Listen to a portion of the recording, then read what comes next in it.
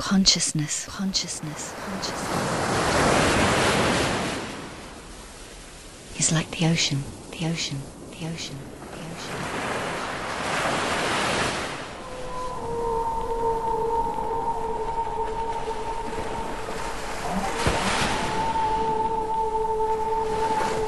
The H2O network, purveyors of passion, seeking to expand human consciousness from the deep depths of the universe of your soul.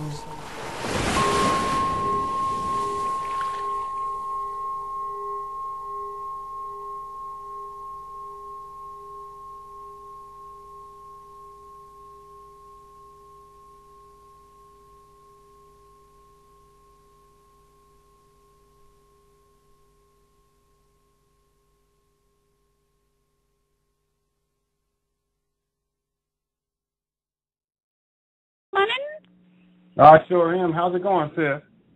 It's going. I'm sweating like I'm in the Congo. It's blazing hip hop and R&B here, and I can't think straight, but it's all good. Well, glad. I'm happy to be with you once again. This is our, I guess you could say, the third part of our. Actually, we've done radio shows before that, I believe, but we're trying to keep it consistent in terms of topics and moving forward here. So I'm looking forward to our discussion for today, dealing with media manipulation. Absolutely. We've had so many discussions, and you do so many wonderful things that I feel like, I don't want to me, just doing one show on all the things that you do is like really cheating the people. I want to give them as many tidbits as I can give them, because I'm not trying to blow your head up or anything, but I just keep it real. I recognize myself and everybody on the planet. You're a master teacher. I'm a master teacher in a different type of way. However, there are many master teachers who are blowing up the airwaves, who are writing blogs, who are creating crafts. And I don't want to cheat the people. I want to give them as much as I possibly can. So that's why I break it up. So I'm grateful. Thank you so much. Oh, you're so welcome, and I don't consider myself to be a master teacher. I'm just trying to help as many people as I can the best way that I know how, and that's what I try to do. Well, I love it. You're so humble, and that's a good way to be. But it is what it is. I consider you a master teacher, whether you accept it or not. There are certain people, whatever you just say, I ain't paying no attention. Whatever you say, brother. But from my eyes, there are certain people who have been brought here to the planet to remind us about who we are, what's going on around us, not just from, your positive relationship class that you and I are doing, and media manipulation and spirit and so on and so forth. There are people who are writing books, who are doing blogs, who are making crafts. Like, I have to give a shout out to my girl, My Co-Creations. And, there are a lot of people who are master teachers. They're teaching humanity that there is a better way to live, a better way to be, a different perspective in this reality, and it doesn't have to be the default. So you a master teacher. Whatever you say, I didn't hear you, but whatever.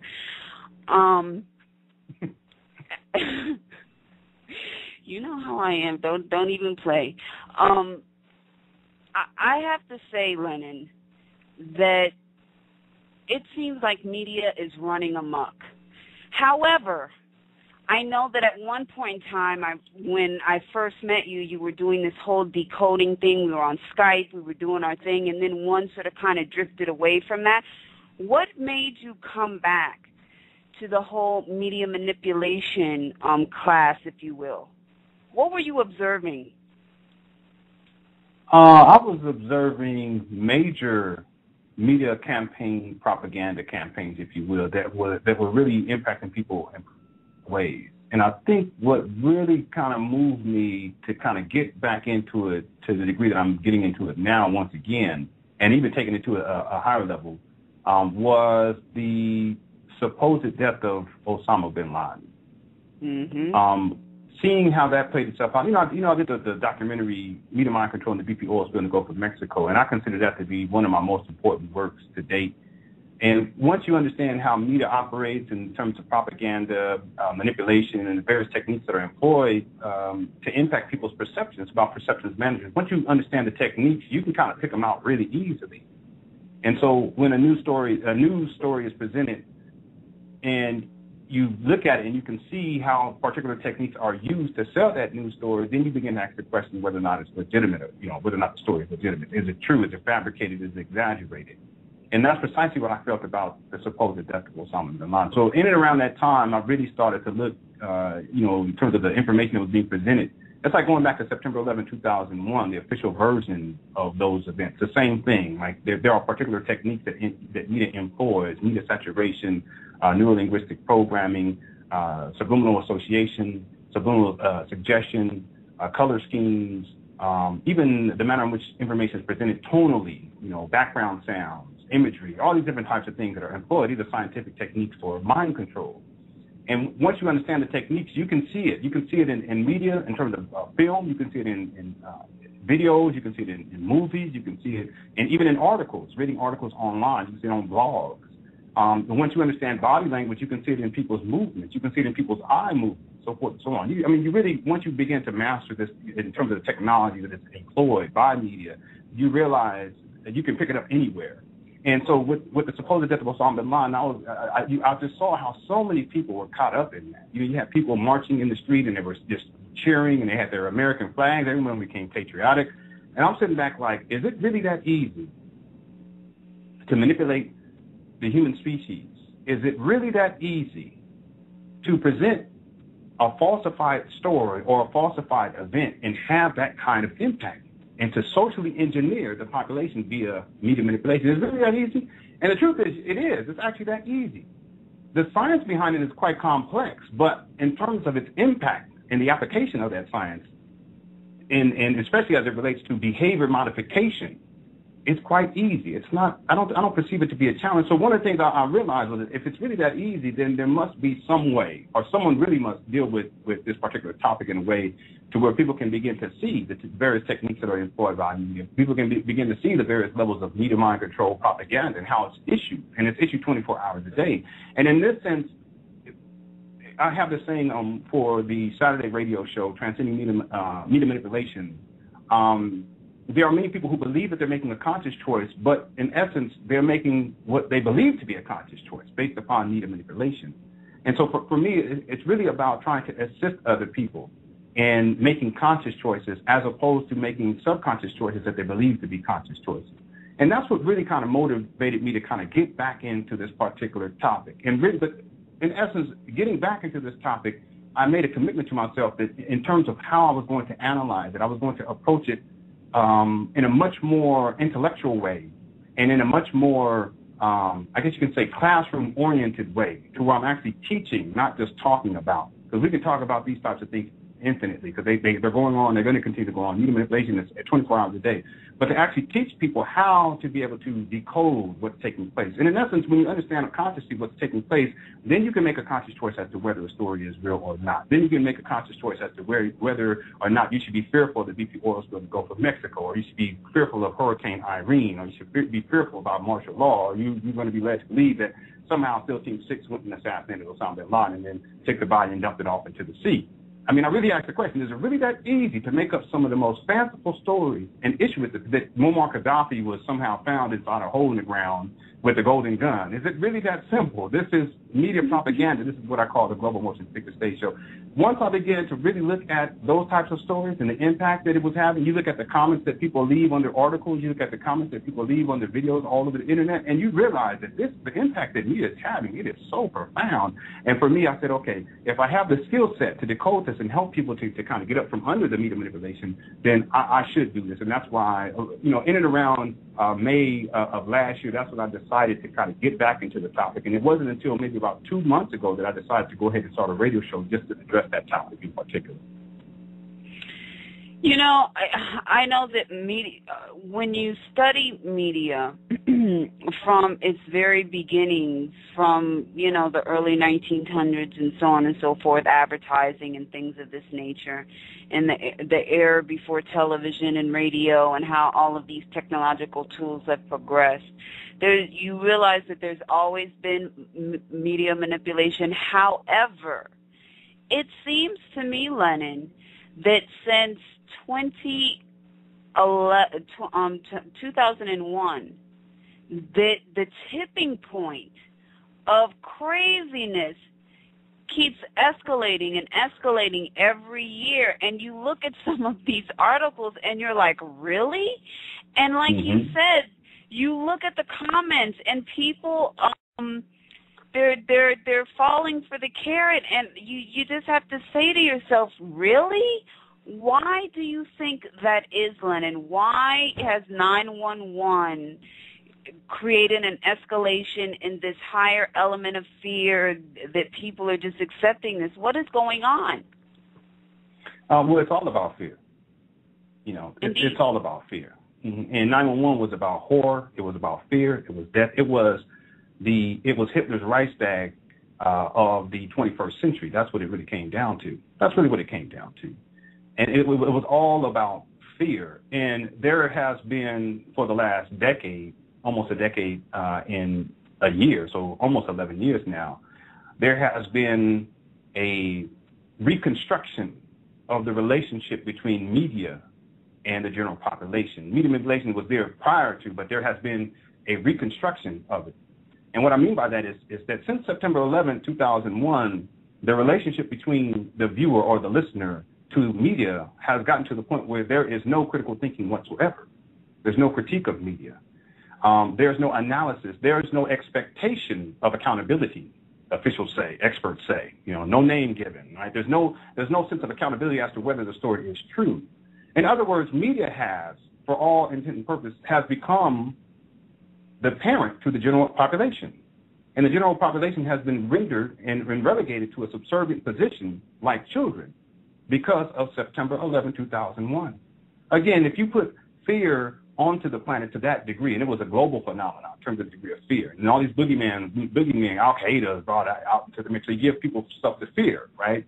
The boogeyman, Al-Qaeda, Osama bin Laden. And so for a whole decade, you got this fear complex, if you will, this fear matrix that has been the lens through which the general population perceives its relationship to media. And so in essence, media, for a lot of people around 2001, it became like a parent figure. And so people went to media to get answers on a whole other level without any critical thought, like a little child going to its mother or a little child going to its father. Mommy, I need to know what's going on here. Daddy, I need to know what's going on here.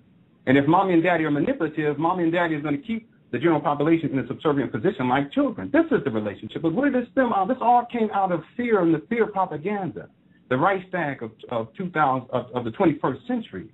Right, this is the dynamic that has been set up. So what we find is, in addition to the reconstruction of the relational model between media, i.e. the parent, and the general population, i.e. the child, we also got the advancement of technology. So with the advancement of technology, we have media being more empowered to propagandize particular stories, meaning now instantaneously people will have access, and in many cases people are bombarded. Every time you go onto your Yahoo account to go check your email, you have to look at a page that has some foolishness coming from media about zombies eating people's faces off, all this foolishness, right? If you go to Google to go to a search engine, you're going to find something that's going to pop up regardless of whether or not that was your intent. You go to YouTube, you try to look at a video, and here comes an ad pop up or a video pop up in advance of you actually seeing the video that you wanted. So in terms of media and the media streams, it's gotten so complex and the technology has gotten so advanced that now, in addition to the reconstruction of the relational model between the general population and media, you also have the influence of media and the reach of media extending far beyond what it was before. I should also mention that in addition to this, I guess we could say this matrix, if you will, the dependency that the average human being has on media has gotten even more than what it was before. And in that the dependency, in that there is what's the best way I can say it? In that there is a market now that serves that level of dependency, the market has had to shift in terms of product in order to serve that particular market, if this makes sense to people who are in the business. Let me explain why I'm saying this. And again, I'm looking at this from a technological standpoint. We're now in an age where the vast majority of the population who are around the ages of, let's say, the age of 6 to the age of 40, 45, okay? Now, that's a huge chunk of the equation. I'm talking about globally. From the age of 6 to the age of 45, the vast majority of the population has been raised on technology such as video games. So just as an example, we can look at other things like iPhones, iPads, and org agenda stuff, right? But in particular, video games. Now, why that's important is because you all will find this is a very interesting dynamic in terms of how media works when we talk about media manipulation. Again, we got the whole reconstruction of the relational model between media and general population, wherein you have a parent or authority figure dictating to the child what is real and what is not. You got the advancement of technology, where in technology now, in terms of its reach, it's far more profound than it was, say, in 2000. You also have the continued bombardment of news streams, whether that's you just going to your email account or you going to Yahoo trying to get to your email, and you're forced to have to look at this stuff. Well, in addition to all of this, we have this dependency on media to tell us what is going on, and the manner, and in that there is a market for that. The market has to change its strategy in terms of the delivery of that particular product. Again, if you look at it in the business. So what am I getting at here? In that the vast majority of the population globally has been raised, especially on video games. Many people's perception of reality is largely influenced by computer graphics. It's influenced by CGI, what they call computer-generated images. It's impacted by charts and graphs. All of those things that we experience in video games becomes the means to which we perceive reality. So the market, in terms of distributing particular propaganda, must also, in terms of this, I guess we would say, I hope this is making sense to people, the means to which that particular market is given what it needs in terms of its dependency on media has also shifted. Okay, let me just make it plain.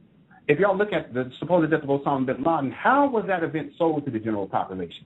It wasn't evidence of proof, which should be expected from anyone who is thinking consciously. You would say, I want evidence of proof. BP oil is going to go to Mexico. I want evidence of proof. Right? September 11, 2001, I want evidence of proof. The Reichstag, I want evidence of proof. That's how that should be our orientation. But that's not people's orientation. How was the supposed death of Osama bin Laden sold, or the BP oil is going to go to Mexico sold? It was sold by computer-generated images, graphs, charts, still photos. It was in the case of the supposed death of Osama bin Laden, it was virtual renderings of an event. And this is why, if y'all really take note of this, I actually broke this down inside my series called How to Decode Media Manipulation 101. I do a whole series on the supposed death of Osama bin Laden. If you look at how the story was sold to people, when they said, yeah, SEAL Team 6, they don't show SEAL Team 6. They don't give you any evidence or proof. What they do is they merge video footage that was taken from some other event, and then they merge it with computer-generated images. See, the blurring of the line between what is real and what is not. And how is that effective? How can that be effective? Because most people would say, wait a minute, you showed me some human beings running around fighting that wasn't SEAL Team 6, but I'll go ahead and accept that was SEAL Team 6. And then all of a sudden it moves to computer-generated images of a helicopter flying and then picking up the body of Osama bin Laden, or them shooting Osama bin Laden, and there he has his wife there next to him. See, most people didn't even ask the question, how are you going to give me that? What most people did was they said, okay, I'll accept the people running around is supposed to be a representation of SEAL Team 6, and guess what? I'll accept the computer-generated images as well. How did we get to that point? Well, we've gotten to that point because many of us, the vast majority of us, were raised to some degree and have been impacted to some degree based in terms of our perception of reality has been manipulated via video games, computer-generated images, graphical representations of reality. So all of this is to be considered when we talk about how it is that it appears as if media, it's so easy for them to manipulate the masses. And September 11th, 2001 was a special example because, in essence, it set that initial foundation. And that initial foundation, prior to even the technology getting to the point that it has gotten to today, that initial foundation was to reestablish the relation or to reconstruct the relational model between the general population and media itself. And how was that done? It was done through fear. And that's why fear is the greatest form of mind control. And that's why fear is the greatest oppressive force. And that's why media itself is the greatest terrorist on planet Earth. Al-Qaeda is not a terrorist. Al-Qaeda has never done anything to anybody, but media leads you to believe that was the case. Osama bin Laden has never hurt anyone, any of y'all listening here. But many people have perceived him to be this boogeyman, this supervillain archetype. The greatest terrorist in essence on planet Earth is media itself. And that relational model in terms of the dependency, in terms of technological advancement, gotten to the point where people can no longer perceive the difference between what is real and what is not. In addition to all of that, the relational model between the media and the general population, parent-child, slave-master dynamic, all of this is comprised and all this was set in motion to a great degree, especially as it exists today, on September 11, 2001. And that's why I spent so much time dealing with September 11th, every single year dealing with the reinstallation of fear-based mind control programming. The key word here is fear-based mind control programming. In essence, fear is the means through which people are subjugated. Fear is the means through which people are mind controlled. And that was precisely what was done on September 11, 2001. You are absolutely correct, and I think I mentioned this on this week's show or last week's show. Fear is a wonderful tool for the essence of persuasion, because once you bring fear out to the greater essence of the population, if you will, the group, in order to protect themselves from what they think is the wolf, will go into protection mode, if you will, against the predator. And we talked about this when we were talking about race-based mind control with this whole Martin situation, if you will, which actually locks people into a particular timeline of the past. They are recreating historical timelines and scars from slavery. Therefore, they never heal. They never close.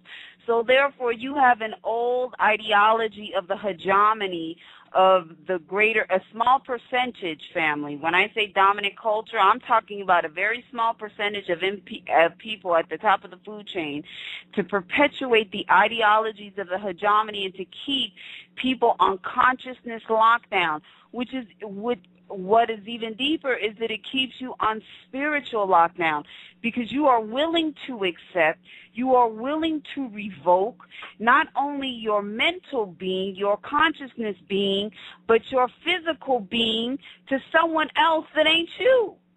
You can basically do anything. You can enslave a whole society based upon the persuasion of fear and letting them think, we will protect you, we will take care of you. They got it on lockdown. And the greatest way that one can do this is by creating a mind-blowing, traumatic, mass collective event. And let me tell you, 9/11 ain't going to be the only one either. They're going to keep recreating 9/11, and they're going to create other ones that connect to 9/11. It's going to be very fascinating. And Trayvon Martin, in terms of as a case study, this is preparing people for a lot of the race-based mind control programming that has already been issued, but it will be issued in full force around the presidential elections. All of these stories about, cyber terrorism, which I predicted actually going back, maybe about 2 months ago. When Al-Qaeda, once people start to believe in an illusion, you can hold that illusion indefinitely. But once the story and within the script, that illusion kind of fades away, like Osama bin Laden, he's no longer here, you're going to have to present a new threat. And this is done perpetually. And so in that terrorism is always a big, since September 11, 2001, again, that was a major event. Terrorism is always reissued to some degree as a fear-based mind control reinstallation program. And what this means is that every single year there are particular events, or every 10 years there are particular events that are reinstalled, fear-based events, events that were traumatic, events that were horrific, that are represented in the media in some form or fashion to reinstall the initial fear-based mind control program. I want to continue with that larger stream, but let me go back here and just to give people an example of what I mean. If you are stuck in the past, then you will be ill-prepared to manifest in the future, right? And to a great degree, people are stuck in the past. See, so time may be moving on, but they may still be stuck in a particular way of thinking.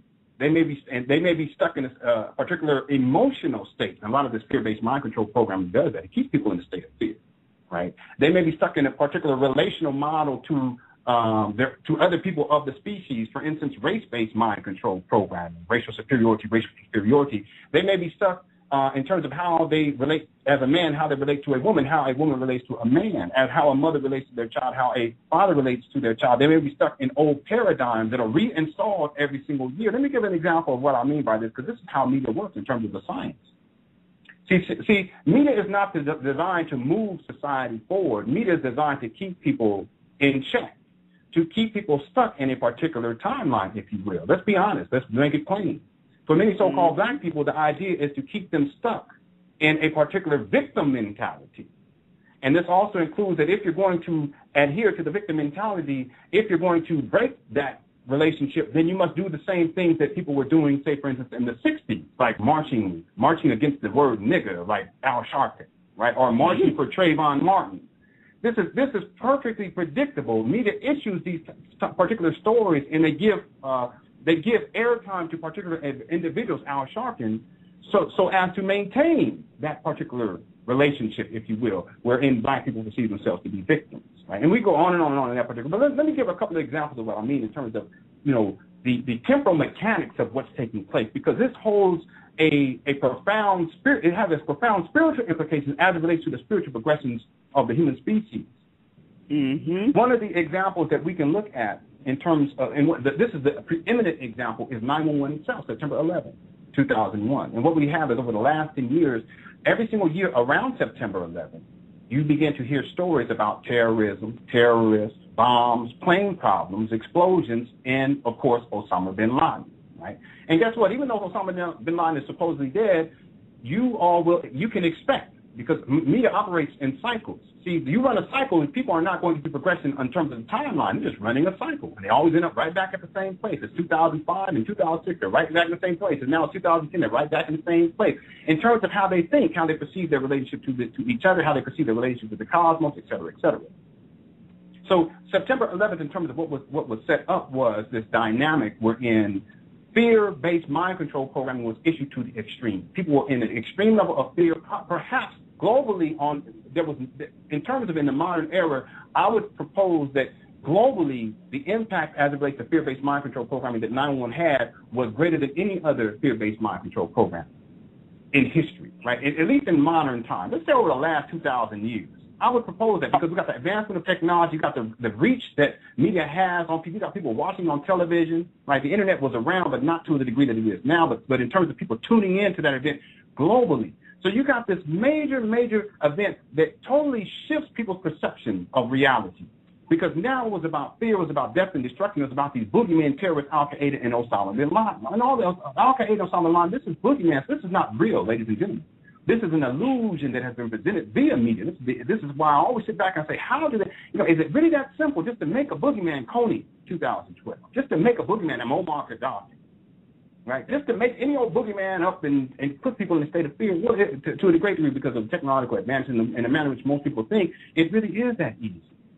So here you have an event, September 11, 2001. And what has happened over the last decade is what I call the fear-based mind control reinstallation program. See, every single year, that fear must be reinstalled. I've actually seen people who have gone and done lectures, and they bring up this topic of the fear-based mind control programming. But they didn't bring it up until after they heard me speak about it, interestingly enough. I would propose that if people would be so kind that if you use certain concepts, just, send people on over to my website. I would appreciate it. The fear-based mind control reinstallation program, what this means is that every single year, the fear associated with September 11, 2001 is reinstalled into the general population. Now, why is this done? This is important for people to understand when we talk about human psychology. If you have a mind control victim, if you leave them be, you can mind control them in 2001, but if you leave them be between 2001 and 2002, at a certain point, they're going to begin to ask critical questions like, is what I believe in true? Is the official story of September 11 true? And as time progresses, they'll continue to ask critical questions until they get to a point where they break their mind control program. This is precisely what happens with children. When their parents lie to them about Santa Claus, if you leave the child alone, at a certain point, the child is going to start asking critical questions like, wait a minute, this year I didn't see Santa Claus put the gifts under the tree. And I didn't see it last year. I didn't see it the year before that. Wait a minute. Who's putting these gifts up under the tree? But if the parent keeps telling them that Santa Claus is putting the gifts up under the tree, lying to the child is going to continue to believe in the mind control program. Well, the same thing applies to, remember we talked about the reconstruction of the relational model between mass media and the general population, parent-child. The same psychological, in terms of the degree of psychological warfare that is employed when a parent lies to the child. Right? When the parent says Jesus Christ is your Lord and Savior, if you keep telling the child that, the child's going to maybe leave it at a certain point. But if you leave the child alone, the child at a certain point says, wait a minute, I ain't seen Jesus. Who is Jesus? What's that got to do with me? That's a theological prescription and misinterpretation of symbols, right? Well, whatever. The point being is that if you leave an individual alone long enough, they will begin to break their programming. And in that, the programming from September 11th really dealt with fear. If you leave people alone long enough, they will start to get less and less fearful, and that's precisely what the power structure does not want. They don't want it doesn't want courageous people. It wants people to be stuck in a state of fear in a subservient position, fearful like little children hiding from boogeymen. Well, this is what is done in terms of to maintain that power structure.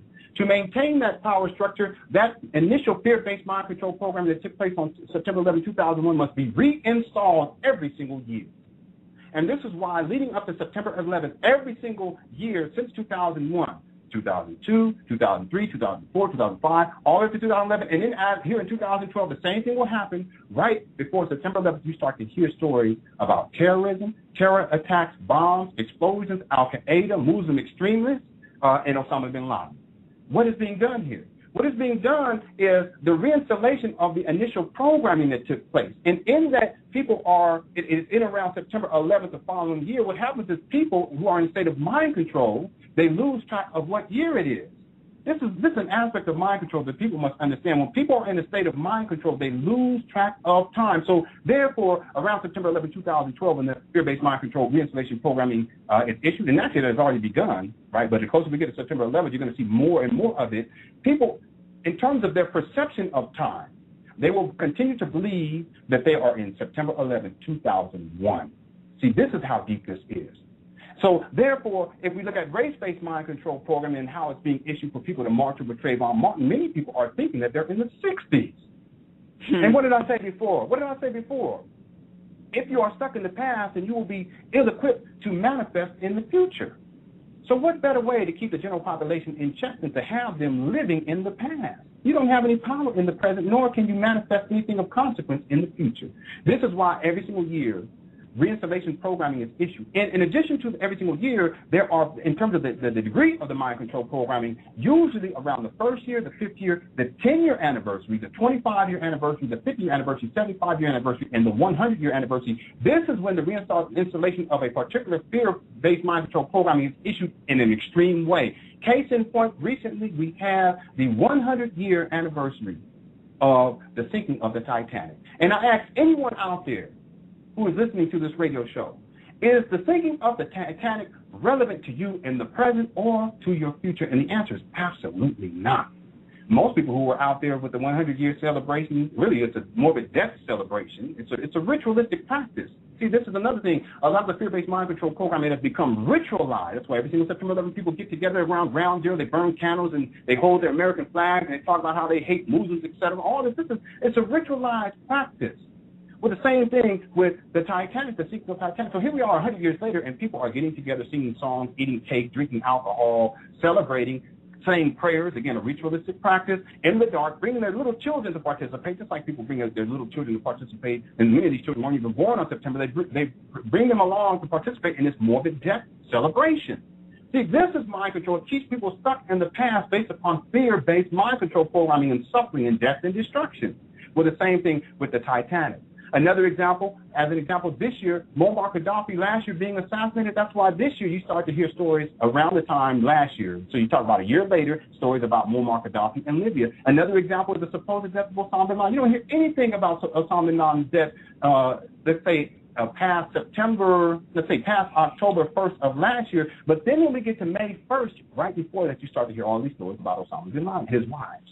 See, it's cyclical. And what happens? It prepares people in advance of that particular event, in the anniversary of that event. It prepares people to get their psychology in line with what took place a year ago. And therefore, when the anniversary comes and passes, if you're in a state of mind control, you lose track of time, and you perceive May 1st, 2012 to be May 1st, 2011, the supposed death of Osama bin Laden. This is how media works in terms of as a science, and everything is cyclical. And the cycle is not designed to progress people forward or to assist them in manifesting whatever it is they so choose in the future. The system and the cyclical nature of it is designed to keep people stuck in the past. And that's precisely what has been done, whether you look at September 11th every single year, Trayvon Martin, Muammar Gaddafi, the supposed death of Muammar Gaddafi, the supposed death of Osama bin Laden, September 11th, and the sinking of the Titanic. And there's many other examples that we can use in terms of the cyclical nature of media, in terms of media propagandizing, so as to cause people to lose track of time via fear-based mind control program. And you're on point when you say that September 11th was a powerful hole that punched itself in this reality, because I was here in New York when that went down. And what was going down in New York, the rest of the country didn't know about. And let me tell you, at that time, I wish I would have recorded and taped the things and the propaganda that they were spreading. We were literally, the island of New York was literally in a state of martial law. Martial law. And at that time, I lived in Times Square, and they had perpetuated the fear of a bomb, which they did not tell the rest of the country, a bomb that was coming to, Times Square and on the Brooklyn Bridge. And this is why they shut down the whole essence of the city. And from a spiritual standpoint, that was very powerful. And I will never forget this, Lenon. That day and months afterwards, people felt it. Even people who were non-spiritually oriented, for some reason, were telling me their business and what they felt and how they felt. These people, these beings walking around. And when I was downtown in that area, I could not, if you're like aware, you can't be in that area because, like I said, the monument is a portal for the ritualization of the perpetual essence of the timeline, if you will. And when you say that people don't understand that they're partaking in a ritual, one of the things, and I'm going to jump to, because this is all relevant and all tied together, going to the Trayvon Martin, one of the things that I thought was so obviously ritualistic in nature and nobody is really talking about it is the hoodie. When you look, and if you've studied the occult, they wear dark hoods. You know what I'm saying? In their ritualistic fashion. And I said to myself, I'll be darned. Look at all these people with their energy being used as battery, talking about I am Trayvon Martin, which they, like you said, they are not, wearing these ritualistic robes as they carried these candles in the night. I was like, woo, this is deep. I was like, honey, let me get some water and splash myself and clean my aura from even looking at this. Because I'm like, do these people even realize that they are participating in a ritualistic recreation of a timeline that is no longer relevant? See, and what you said about the timeline, this is real deep. And we're going to go there tonight. You and I know, and many other people know, that not only do these people work in the mundane essence of reality, they work from the metaphysical down. Do not be fooled. Do not be fooled by just what you see with their eyes. They work from the ritualistic down. And they are literally pulling people into the essence of ritual at every breath and every take. And they're opening up these portals, like you said. They are literally, these monuments, the Veterans Monument, September 11th, the Jewish Museum, all of these things are portals, and they're recreating this timeline because they know that the protesting timeline of people protesting like they did in the 60s is no longer relevant in this time. You see what I'm saying? In the 60s, Lenon, when our ancestors protested, it was that time, and that worked. We have the historical documentation to a certain extent of that. However, we're in a time warp. And when you're in a time warp, the tools that you use to basically evolutionize and revolutionize the society no longer work because you're in a different timeline. You're in a different spiritual timeline. You're in a different energy. You understand what I'm saying? So the old rules of the past of our ancestors no longer apply, and they don't work. It's like Groundhog Day, but nobody's paying attention. And you're right. The tactics no longer apply. They've been rendered dysfunctional and they don't function to any capacity in terms of creating positive change. They're not designed to. I mean, we're dealing with, marching around in protest of something. I mean, that's like, it's really, nowadays, it's more like a juvenile expression of a relational model wherein an individual perceives something greater than them, a parent figure. Now they want to be belligerent and kind of rebel against the quote-unquote system.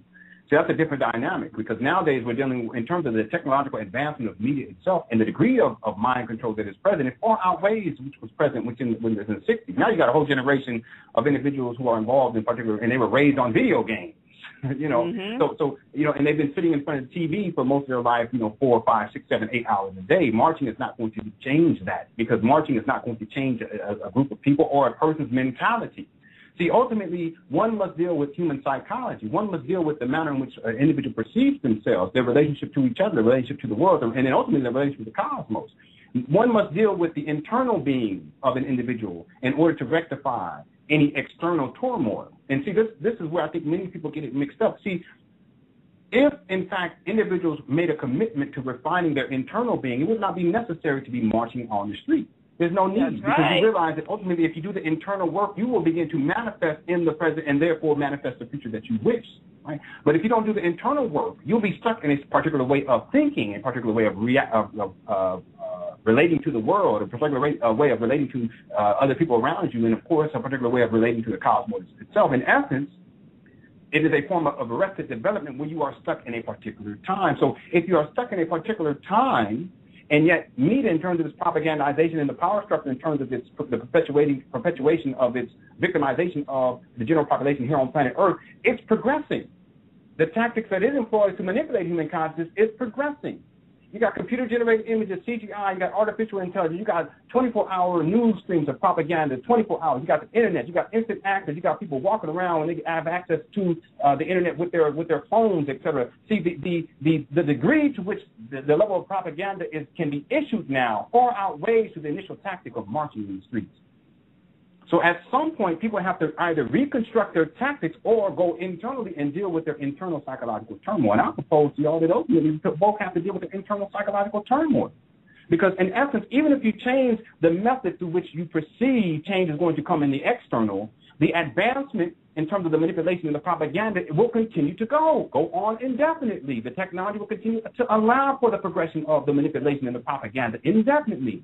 However, if you deal with your internal condition, you will create a level of mental sovereignty to where, regardless of the technological advancement and the degree to which the strategies of control and mind control is being issued, regardless of what's taking place within media, it will no longer affect you. Why? Because you have already transcended any degree of manipulation that can be issued. But how did we get to that point? Well, we get to that point by dealing with our internal psychology, and most people are unwilling to deal with that. Because in dealing with that, you realize that you are not a victim at all. That to a great degree, all the various degrees of manipulation is consensual on some level. See, an individual must give their consent to agreeing to the supposed death of Osama bin Laden.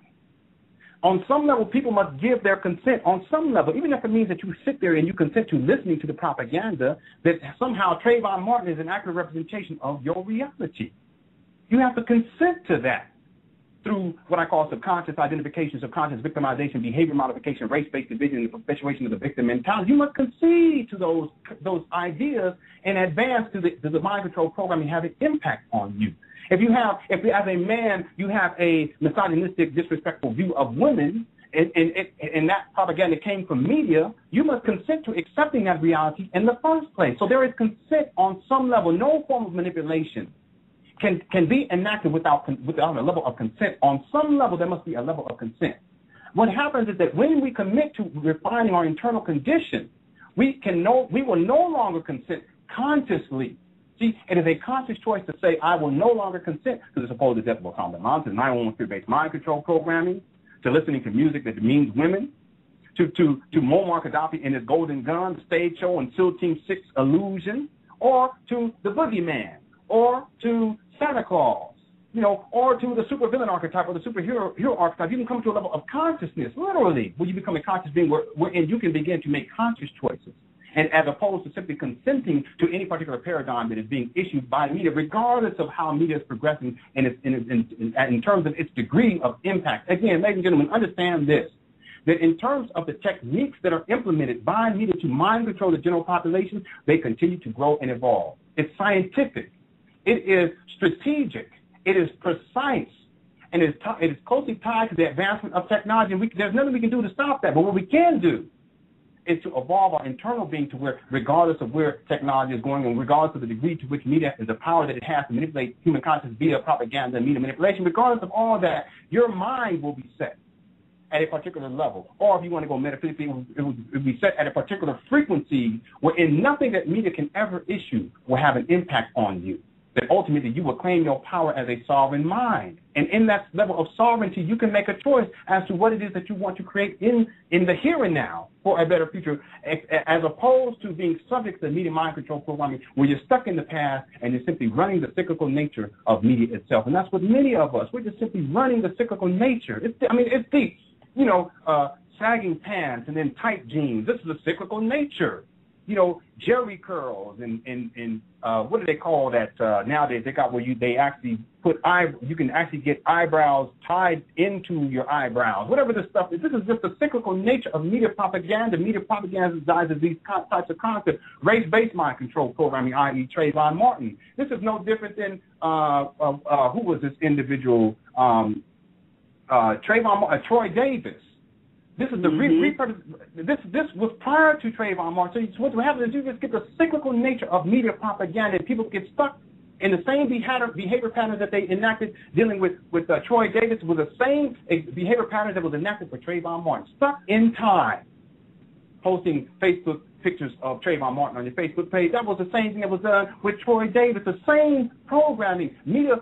In terms of how is that impacting people, it's got people to not only reinstall the fear-based mind control programming, the race-based mind control programming, but also to continue particular behavior patterns that are based upon a victor-victim relationship. And who is the victor? It is media. Who is the victim? It is the general population who are locked in that timeline. Who is the slave? It is the general population. Who is the master in terms of the relational construct here? The master is media. The slave is the general population. This relational dynamic sets up a matrix, if you will, wherein people run particular cycles indefinitely. And whether you look at Trayvon Martin, you look at September 11th, you look at the supposed death of Osama bin Laden, you look at Muammar Gaddafi and the supervillain archetype, which is represented every single 10 years for the most part of the last 2 decades, or last 3 decades. It's designed to keep the general population stuck in a particular way of thinking. And what is that particular way of thinking, so that we can be clear? That particular way of thinking is wherein the general population perceives themselves to be nothing more than a child that needs media to be their parent, that needs media to show them the way, that needs media to save them, that needs media to guide them along their path in life. This is the relational model that has been set up. And so long as you maintain the general population and this thought and this thinking pattern, how do you do that? You do that by giving them cyclical programs that run in cycles every single year. You keep this. What happens? You maintain the power structure. And this power structure is designed to keep people in a subservient position and to maintain a relational model wherein the general population perceives themselves to be a slave and perceives media to be their master. No, you are absolutely correct, and it's also the ideology to create a techno addict. Therefore, you become an ambassador for the original seed that was propelled into reality. And what I mean by this, you had crazy fools standing outside during the holidays around the Apple building waiting for a particular technological gadget, if you will. Craziness. You have people basically getting their what they're really doing is stealing your mind, your consciousness, and greater still, your imagination, which is one of the most powerful tools in humanity. Your imagination gives you the capability to navigate and to be a co-creator in your reality. You see, if you don't have any imagination, you revoke over your power to another entity to create your idealized reality for you. Therefore becomes a society of soulless drone driven individuals, if you will. And then in the end, you will accept the eugenics that they're handing you about yourself. Because when you look at media and the propaganda model of media, there is no such thing as news. None. There is nothing as there's no such thing as news. The people who put out news, if you will, are government agencies, businesses, trade organizations. When was the last time you really saw a journalist go out and do investigative journalism? You don't see that. Not at all. You don't see that because you have these PR companies, quote unquote, who create these, these PR blurbs, if you will. You know, the White House, the Pentagon, the State Department, business corporations, trade groups. They have PR companies that create these little news blurbs, if you will, to do their thing. So there really is no such thing as the news, if you will. And, there are many scholars who talk about this. But, like I said, all the information is out there. And there are many. I also want to talk about when you look at an article, Lenon, and then we'll go to the visual, there are certain tools of critical thinking that they use. They use trigger words. They use all kinds of slippery slope type of critical thinking type of things to get people confused. What are some of those things that they use in written media? Because I know written and visual media are two different animals. Yeah, there's a lot of different things. One, I would say the preeminent tool that is used, but you can see this not just in print media, you can see it all the way across the board. I think this is probably the preeminent manipulative tool that is used, or tactic, and that is what I call subliminal association. And this simply means that you make a subliminal association between two different stories that have absolutely nothing to do with each other. And by making a subliminal association, what happens is whatever's in the headline, that particular story is emboldened or given more power because it has, quote unquote, supporting evidence from another story that actually has nothing to do with that particular story. In fact, the secondary story may have taken place a year prior or 2 years prior or 3 years prior, in some cases 10 years prior. But because it's placed in the headline or it's referred to in print media, and for instance, on the internet, oftentimes you see a headline, but then over to the right, you'll see a whole bunch of sub-stories. Those sub-stories are what we can call sub-programs that embolden or empower the initial story, even though those sub-programs or sub-stories have absolutely nothing to do with the primary program, if you will, or the primary story. So subliminal association is used quite a lot. And so let me give an example of for people to take a look at. For instance, if you go to an article and the article, well, actually, I can look at one right here, one of the ones that you had sent recently. The zombie one. Yeah, actually, let's do that one after this one because I want you to talk about that one too because that's the one that you had posted. I'm just going to give another example real quickly here that I have up here. Here's one dealing with Iran. So again, media always presents a supervillain archetype. It always presents something for the general population to be fearful of. Another thing that is done too, not to get sidetracked, is often what is done is an inanimate object or a name of a country or a name of an institution, BP oil spill, or is given human-like qualities. Okay, people be very clear about this one. In other words, it's humanized somehow. So therefore, BP oil spill is a human being that is making these choices to manipulate people. Or somehow Iran represents a human being that has weapons of mass destruction, or Iraq is a human being that has weapons of mass destruction and is going to use them against you. But Iran is not a human being. So then therefore, why is it humanized? Well, it's humanized so that people won't have a humanistic connection to Iranian people who have nothing to do with the propaganda in the first place. Understand this, because this is deep. This is something I wish I had time to do a full documentary on, because this is another one of the preeminent tools, especially as it relates to geopolitics that is used in terms of mind controlling the general population. You humanize the name of a country.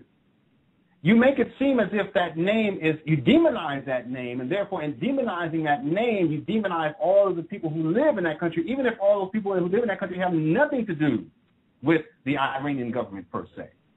right? So on the flip side, if people said, you know, the United States of America, they have weapons of mass destruction. Well, if you're in the United States of America, if you are one of the individuals who live here in the United States of America, does that mean that you have weapons of mass destruction personally? Absolutely not. So you sidestep the humanistic quality of realizing that every single individual has, you know, a particular place in life, and that not everyone has weapons of mass destruction who live in the United States of America.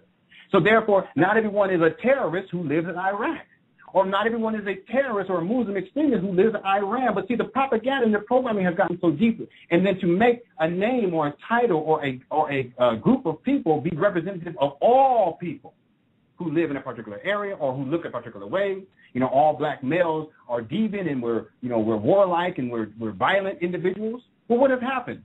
The term black man, in terms of people's perception, has been so demonized, and therefore anyone who falls under that particular category, they too have been demonized. Well, there's the same propaganda that is being used with Iran. So y'all can take note in terms of this particular strategy that is used. North Korea, for like many people in the United States of America, as soon as you hear North Korea, you start, what's going on? Even though North Korea, what does that mean? Everyone in North Korea has weapons of mass destruction or like these super villains? No, these are everyday people like you and me. They have the same problem that you have, trying to raise their family, trying to improve upon their life conditions. Does this mean that everyone in Iran is a supervillain archetype, like Ahmadinejad? No, that's not. But this is propaganda. Everyone in Iraq, you know, everyone who is of the Islamic faith is an extremist and want to blow stuff up. This is propaganda that we've been given. But is that true? No, it's not true. So there's another tactic that is used in terms of the humanization of a particular name of a country, or the humanization of a particular establishment, for instance, or a media conglomerate, or a global business society, if you will, whatever the case may be. But you humanize it, make it appear as if it happened. For instance, Hurricane Irene. I'm sorry, I have to say this real quickly here. Hurricane Irene. You humanize it. You give it a human name. And therefore, people begin to perceive that it has choice on where it's going to go to destroy. So therefore, if it has choice in where it's going to go to destroy, and it can consciously choose, then you must be fearful, because it may consciously choose to come to you. It's therefore we can't predict where it's going to go, because it has humanistic qualities now, and it may just come to your house and blow and destroy things. Even though it's a hurricane, it's going to go on this path that it normally goes on, which is precisely what took place with Hurricane Irene. It wasn't millions of people going to die. Media propaganda. That's all that was. But y'all get my point here, to humanize something that is not human, given humanistic qualities so that it appears as if it has the right to choose to destroy you. Therefore, if something external of you has the capacity to choose whether it's going to destroy you, now you need someone to come and save you. That somehow the oil in the Gulf of Mexico propaganda, BP oil spill, was coming to you. It was sentient. Here's what I mean by the propaganda. I know I'm getting sidetracked, but here's what I mean by the propaganda. And this is stuff that I show inside my film in Media Mind Control, the BP oil spill in the Gulf of Mexico. You have, quote-unquote, officials saying things like, we're under invasion by this oil. It's coming into the estuaries, and it's coming it's coming up here to shore. It's like we're under invasion. If people don't realize we're under invasion, what do you mean you're under invasion by this oil? Sentient things can invade, but inanimate objects cannot. Is oil a sentient being? No, but if you propagandize, you give it this humanistic quality, now people are more fearful, because now they believe that the oil is coming for them. And therefore what has to take place? Now those people are in fear. Now they need someone to come and save them. Propaganda around an event that was a non-event was not the greatest psychological catastrophe at the time. Time always tells the truth, does it not? Okay, so getting back to, in terms of the subliminal association, here's what I mean. I just picked any old story that come up here on Yahoo dealing with Iran. There's always one, especially, you know, with all the fake terrorist propaganda and cyber terror becoming. Y'all be careful. Watch this cyber terror thing. You all watch this cyber terror thing. It is going to get so out of control, especially the closer we get to September. And even going into the Olympics. But when we get into the closer to September 11th, y'all watch this cyber terror thing. It's cyclical. It's perfectly predictable. So here's a quick article coming from Reuters. And Reuters is one of the main mind control apparatuses. If y'all really take care, if you really take note, a lot of the content that is issued by Reuters is what is sourced, what other organizations source. Right, so there are other, for instance, Fox may say Reuters has a report. Well, you're Fox, you're supposed to be independent, right? Or ABC's Reuters says, well, what do you mean? You're ABC, why are you? And the truth of the matter is that none of them are, they're all issue the same propaganda, but Reuters is very, in terms of the media stream where it is initialized, Reuters takes the cake. Y'all be very clear about that. This also includes the truth movement mouthpieces too, by the way, the alternative news. They always do the same thing. Reuters came out with a report. What do you mean why are you quoting Reuters? You're supposed to be alternative, and you basically quoting what mainstream folks. You're doing the same thing. Okay, here's an example. This is coming from Monday, May 28th. It says powerful flame cyber weapon found in Iran. Okay, so this is a cyber weapon. Okay, it's called the Flame. Again, it's a Hollywood depiction. This is just propaganda. This is like a stage show. It's drama. That's another key thing. Give people drama. Because you give people drama, they get all wrapped up and they get all caught up into it. SEAL Team 6, Ahmadinejad, weapons of mass destruction. It's all this drama stuff you see in Hollywood films. It's the same dynamic. Powerful flame cyber weapons found in Iran. Boston Reuters security experts said on Monday a highly sophisticated computer virus is infecting computers in Iran and other Middle East countries and may have been deployed at least 5 years ago to engage in state-sponsored cyber espionage. Evidence suggests that the virus, dubbed Flame, may have been built on behalf of the same nation or nations that commissioned the stuck-necked worm that attacked Iran's nuclear program in 2010. According to Kaspersky Lab, the Russian cybersecurity software maker that took credit for discovering the infection. Now, if you ever see this article, you can read to the rest of it. The point being, because you can look at any article, any given article, what you do is you get this article about powerful flame and cyber weapons found in Iran, and you just look around to see what other stories are issued on the same page. So if you scroll down below that, or if you just look to the right of that, you'll see other stories. What are some of these other stories real quickly here? U.S. is ready to stop Iran from creating nuclear weapons.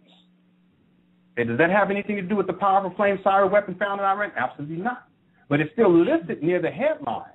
You see, this is subliminal association. What's under that? Inside an Al-Qaeda stronghold in Yemen. Does that have anything to do with this powerful flame cyber weapon found in Iran? Absolutely not. See, it's not logical. But see, it's not. The idea is not to keep people thinking logically. The idea is to embolden the stories via emotionalism and terror. In other words, fear, because fear is a form of terrorism. It is not. Right? So you have here inside an Al-Qaeda stronghold in Yemen, and then U.S. is ready to stop Iran from creating nuclear weapons. India, Pakistan kick off oil tanks or oil talks. Well, what does that have to do with Iran? Nothing much, but then you have the word, the trigger word, oil. So now you're talking about Iran, you're talking about Iraq. You got oil. See, all of this on some level, on some level there is a subliminal association that is being made. However, in terms of the stories themselves, you look at them side by side, they have absolutely nothing to do with each other. Is Israel behind the flame cyber attack? What? That's a question, right? Why would they even propose that? Isn't it you're supposed to be reporting on facts? No, we're going to, because see, what this does is it provides the atmosphere wherein Israelis begin to have more tension with Arabs, if that's the appropriate word to use, right? Iran. There's all these stories about Iran wanting to blow up, Israel somehow, even though there's plenty of Muslims that live in Israel. People don't know that. Okay, right? So this is what I mean. And here's another one. U.S. military denies parachuting into where? North Korea. So you got the axis of evil now, right? North Korea, Iran. Remember they call this the axis of evil. See, all of this, in terms of how it's strategically placed on the page, is designed to embolden the initial story, even though these other stories have nothing to do with the initial story. What was the initial story? Powerful flame cyber weapons found in Iran. This particular tactic is called subliminal association. Subliminally, because most people aren't going to look at those headlines over there on the right-hand column, they're not going to read them, but they're still going to pick it up on a subconscious level. And see, we pick up everything on a subconscious level. Matter of fact, just to kind of set the record straight, the subconscious mind is largely tied to the animalistic nature of the human being. So fear, fight or flight kind of a thing, keeping us living like animals. That's what the subconscious mind. Consciousness itself transcends the subconscious programming. That's why the media doesn't deal with your conscious awareness. The media deals with your subconscious, because that is where you can impact the human species to a greater degree in terms of behavior modification. Right? It is through the subconscious mind that people are led along a particular course to wear skinny jeans or wearing baggy pants, right? Or, whatever the most, or engaging in activities that they normally would not engage in, like drinking alcohol as if it's beneficial to you, or smoking blunts as if it's beneficial to you, or living a promiscuous lifestyle as if it's beneficial to you or to anyone else. It's media propaganda. It's tied to your animalistic nature. It's tied to your subconscious programming. The child who is not subject to the subconscious programming will not be engaged in particular behavior patterns. because it's not part of their subconscious makeup. And to a great degree, in that their subconscious realm of thought or their subconscious matrix has not been infiltrated with all of this negativity and all of these destructive behavior pattern programs, that particular child will be able to operate on a much higher conscious level. And that's precisely what the power structure does not want. It does not want the babies operating on a conscious level. A lot of the programming is issued while we are children via video games, cartoons, and these foolish television shows that we watch. A lot of the programming in terms of sexuality is issued through media propaganda and psychosexual mind control that is issued through porn. What is porn impacting? It's not impacting your physical makeup, so to that degree, unless you engage in the behavior pattern. It's impacting your psychosexuality that is tied to your subconscious mind. So understand this, ladies and gentlemen, in terms of the science behind what is taking place. If we're dealing with the subconscious mind, it's tied to the animalistic nature of the human species. If we're dealing with the subconscious mind, the programming must therefore impact the subconscious mind. That's why it's not relevant whether or not people read these headlines over here off to the right side. It's not necessary for them to click on it and engage in a critical analysis of whether or not that particular story that is over there on the right-hand side is relevant to the initial story of powerful plain sovereign weapons found in Iran. Why is it not necessary? Because ultimately your subconscious mind is going to pick up everything that you see on the screen, and you will therefore have a subliminal and subconscious, so you make a subliminal and subconscious association between powerful plain cyber weapons and these other sub-programmed stories that have absolutely nothing to do with this initial story. This is what I call subconscious or subliminal association, and this is the preeminent technique or tactic that is used for the purposes of mind control and propaganda in terms of how media works, in particular in print media. Absolutely, and like you said, the brain actually takes in 11,000 images a day between when you walk, and I would imagine that it's more because technology advances every 6 months. So this includes going outside, if you watch television, on your computer, so on and so forth, and even in transport. You know, I was on the train one time, and I'm just minding my business, you know, just doing my thing, and I look out the window, and this is underground, Lenon. They had commercials. They now have this whole virtual technological screen underground on the walls of the tunnels of advertising. I was like, what in the, what? I had to turn away. I was like, unreal. I cannot believe these fools. They are literally activating the reptilian aspect of the brain. They're exacerbating that level, if you will. Therefore, they're working on the element of our emotional senses. So instead of thinking critically, all of these subliminal things attached to experiences that we've had in a later timeline, wounds that we've had in a different timeline, individually and collectively, and they play upon that, they work upon that, and they activate that. In all of these areas of media. So when you see certain things, you act from an emotional standpoint, not a rational mind. You act from your reptilian brain and from an emotional standpoint. And we all know when you don't think things through and you do things from an irrational standpoint, you usually make the wrong decisions in this reality of existence, do you not? Yeah, precisely. And another thing you just said here I want to make mention, too, is the technology in terms of the advancement. What's that film that it's an older film now, Tom Cruise was in? Minority Report? Yes. Minority Report. People really need to take a look at that picture. And Sadiq Bakari, he's talked about this a lot in terms of technological advancement and how, you know, people are given the illusion that particular technologies do not exist. Right? It's like, okay, we're showing this out of a movie, and people are like, oh, that's sometime in the future. But to a great degree, the vast majority of, especially if y'all go and look at that Minority Report, in terms of the advertisements that he is exposed to, the character that Tom Cruise plays, understand that technology is already present, right? That he's walking through any place. He can be walking through any place, and particular advertisements will come up based upon what he's interested in. Well, guess what, ladies and gentlemen? This is no different than when you're on the internet. Did y'all know that? Hello. Did y'all know that in terms of how the internet functions? Let me give you an example. See, people need to be very clear about this. I mean, to a great degree, we are already there. okay, in terms of the ability to impact people's emotions to where they may buy something emotionally based upon programming that they received and they were completely oblivious to. Well, that's no difference in essence with what's taking place with this particular article that I give, be it subliminal association. But I want people to understand this, because this has happened to me many times. On eBay, if you go onto eBay and you're looking for a particular item and you have an eBay account, okay, you have to have an eBay account for this to work. If you don't have an eBay account, I don't think it's going to work the same way, because your eBay account is associated with an email address. Your email address is associated with an IP address. Your IP address is associated with your computer and your home address, too, by the way. People really need to think about this. See, people are always saying this stuff like, yeah, Big Brother in the New World Order, it's coming. No, you're just stuck in a cycle, okay? You're still stuck, back in the 1970s or the 1980s or maybe the early 90s, not realizing that in terms of what's taking place, it's already progressed beyond that point. My goodness gracious. So y'all, for those of y'all who have been on eBay and you have an account, just ask yourself, have you had this experience? You may be looking for a particular item. So, I don't know, let's make up an item here. It's a camera, and the camera is called the RX-74, okay? And it's made by Sony. Okay, so we're looking for a Sony RX-74. And this has happened to me so many times. And at a certain point, I said, wait a minute, what's going on here? Okay? So I'm on eBay. That has nothing to do with me being on my email account or surfing the internet, right, on other sites. I'm on eBay, and I'm looking for a Sony RX-74, and I'm looking at the prices, so forth and so on. But I don't buy one. I don't choose to buy one, right? I'm just looking at the doing pricing. I get off of eBay. The next day, I get on the internet, and I go to a website that is not even connected to eBay, and guess what pops up in the ad over on the right-hand side, the Sony RX-74. Yep. I go to Yahoo and I go check my email, and over there on the right-hand corner, right down on the corner, you see an ad placed for the Sony RX-74.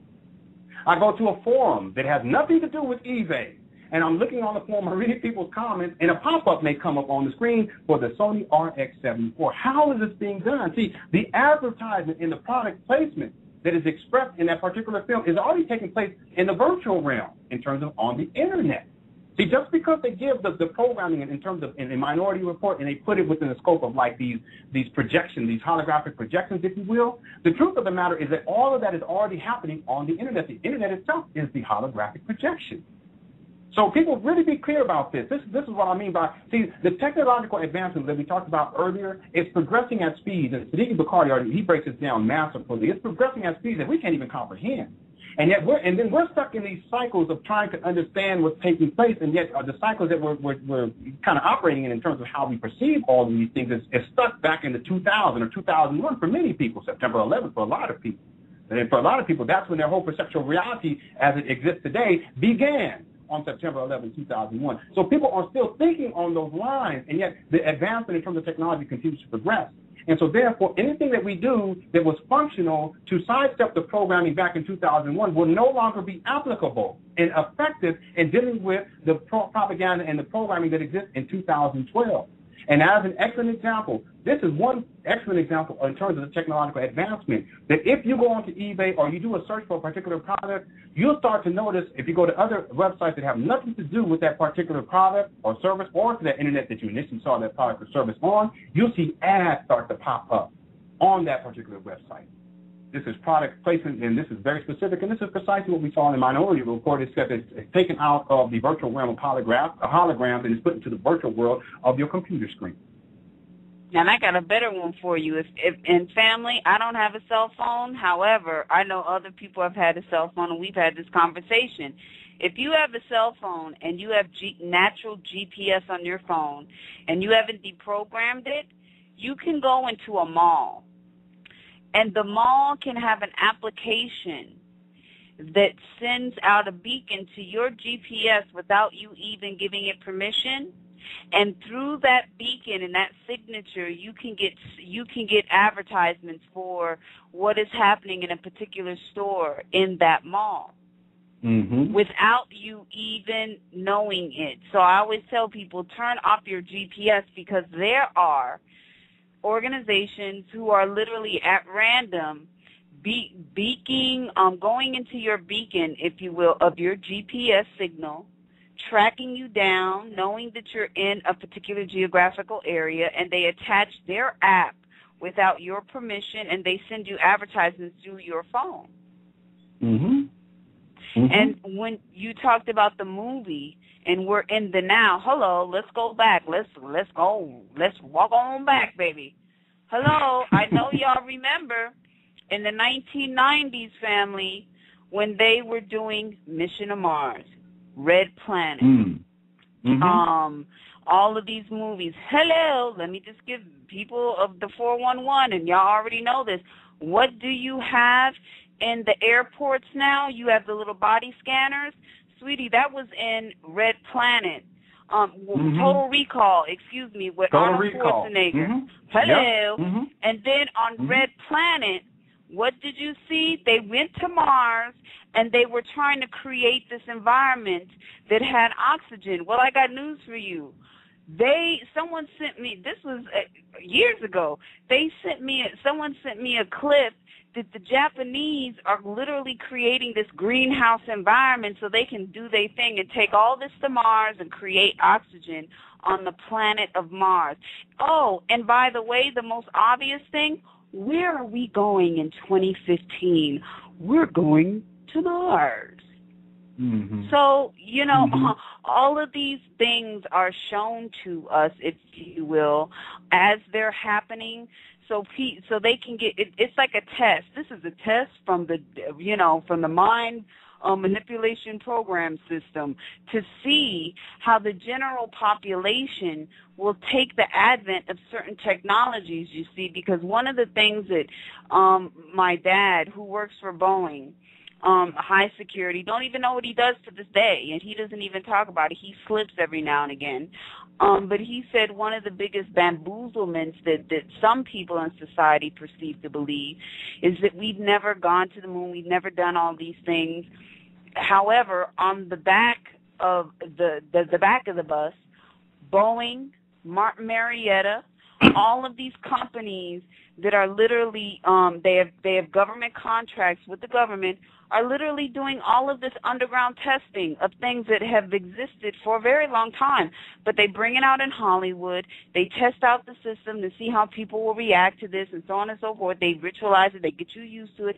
And then what happens? They come out to the forefront, and it actually happens. It goes on in reality. However, they've been testing it for many, many, many years. So, as my mom says, there's a lot of fact and fiction. Yes. I mean, you can look at the Internet itself. The Internet was around a lot sooner than when people began to experience. I mean, it was actually used by government agencies initially. It didn't become a public, for people in the public to use until much later, to a lot later. So this also goes to show in terms of the technology and the various degrees of the technology. And this also shows you that if there's technological advances that are actually being kept in secret, that may be issued to the general population far in advance. Well, if you're mind controlling the population and you have technological advances as it relates to perceptions management and, and impacting human psychology and mind controlling the general population, you're going to have that technology. You don't necessarily even have to tell people about the technology. Why would you want to if initially the technology is being issued so as to program the general population in the first place? So this is to say that all of what I'm talking about, that we can look at is that we can clearly see here, like, media saturation. This is another technique that is used, subliminal association, subliminal suggestion, vocal frequency application, all these various techniques that we can identify clear in terms of the technological aspect that is taking place. There are many things, I'm sure, that are taking place technology-wise that are impacting people in profound ways in people's psychology and the manner in which they think that we are completely unaware of. And in many cases, I would propose that we won't be aware of for the next 20, 30, 40 years. So this is very important why people really have to begin to take a conscious look at in terms of media manipulation and really have a level of conscious awareness. And what happens is when you have a level of conscious awareness, it can no longer impact you, regardless of the technological advancement. If the degree of your human consciousness, I'll have to put that in quotations, the degree of your human consciousness, it has the capacity to transcend any technological incursion. See, this is the goal, this is the objective. But in the first place, people have to identify with I would guess you could say the intermediate level media propaganda techniques that are employed. And that's what I try to address now. Before, it was more the surface level manipulation. Then I went to the intermediate level. But then there's also another higher level, and that higher level, I think, is more closely tied to metaphysics and spirituality, and that's a whole other dynamic to discuss as well. It's not just about the manipulation of the mundane and our mundane existence. It transcends the mundane and the physicality of our existence as well. So this is why each and every one of us, wherever you're at in terms of the puzzle, because it's just like, it's endless, just make sure that you're making a conscious choice to further evolve your perception so that you can be less impacted by the manipulation day by day. And that's the objective. That's really the objective. Indeed, and I hope, because I know that Siddiqui is out there. Greetings, Siddiqui. I know that he discusses this, and I hope that you discuss this at a point in time in this whole media manipulation fiasco, the metaphysics, the aspect of them literally stealing our soul. Because from my perspective and listening to other people, listening to Siddiqui, listening to you, and just from my own understanding of observation, once you get a society perpetually hooked and being techno addicts, if you will, they will surrender their organic being in the perception of what they deem to be an advancement. However, from an organic standpoint and a spiritual standpoint, you are literally giving away pieces of the essence of your spirit, essence and extension of your soul. And that's very, very, very profound, at least from my standpoint anyway. Yes, and I would agree. It has more to do with your connection that you have. That's what spirituality is. Spirituality is the connection to your soul self, if you will. The spirituality is what allows for the human being to transcend its autonomic makeup, which is tied to the subconscious mind. See, this is why the subconscious mind is always what is impacted, because a lot of people are down in their animalistic nature. To be able to transcend that animalistic nature, it becomes necessary through spiritualization for the human species to transcend its animalistic nature. And how does this take place? Through spiritualization that is bestowed upon the human being by consciousness itself, i.e. the soul being, if you will.